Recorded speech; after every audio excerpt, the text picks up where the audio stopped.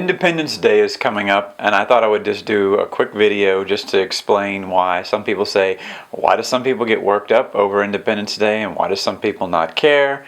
What does it matter? I think the broader context of how you should look at Independence Day is, it was the establishment of the United States, better known as the Great Experiment.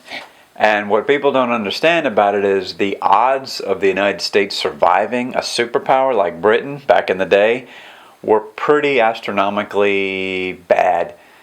And what we can learn from Independence Day, apart from sparklers and hot dogs and not having to work that day, some of us, is the fact that it's important to understand that the country was founded upon a minority of people who believed that something could happen when the majority believed it couldn't.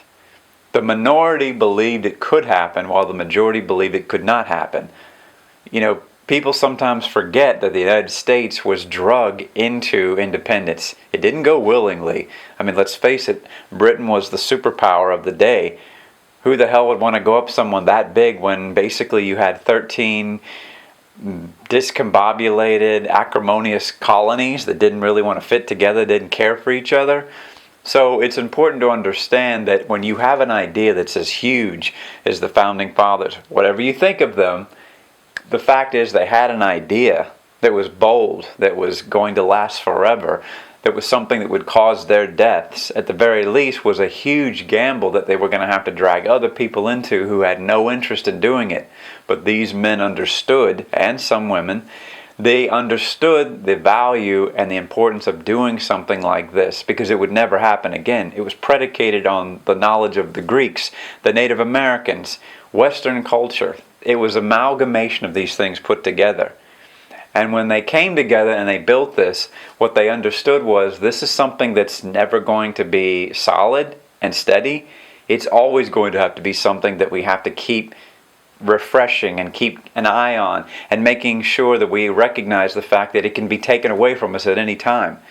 When we're given something really precious, a marriage, a home, a career, whatever it is, something that has value to it is going to be something that we have to intrinsically recognize that it's fragile.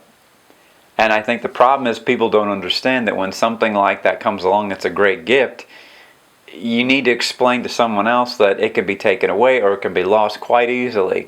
So yeah, you want to enjoy your sparklers, you want to enjoy your hot dogs and your day off and being able to sleep in. Those are all great things, but just take a moment to understand that when this nation was established, it wasn't simply about, oh, we have the freedom to do what we want. It's also the freedom and the obligation to pass along to other people that this is something we have that's sacred, that we need to explain to the future generations that it's fragile. It can break at any time. Just like your home has to be maintained, just like your marriage has to be maintained, just like your faith, just like your career, all these things are in danger of breaking down and collapsing. It's the same thing with this nation. It's the same thing with our economic system. Whatever it is that's out there that has multiple components to it, we're all in this together. And rather than bitching and fighting with each other, we should be trying to say, how can I leave the world better than the way I found it? How can what I do as an individual contribute to a better tomorrow? So just think about that on this 4th of July weekend. That's it. Just think, how can I leave this world a little bit better tomorrow? And also remember, these people took a chance to create something that we could all enjoy.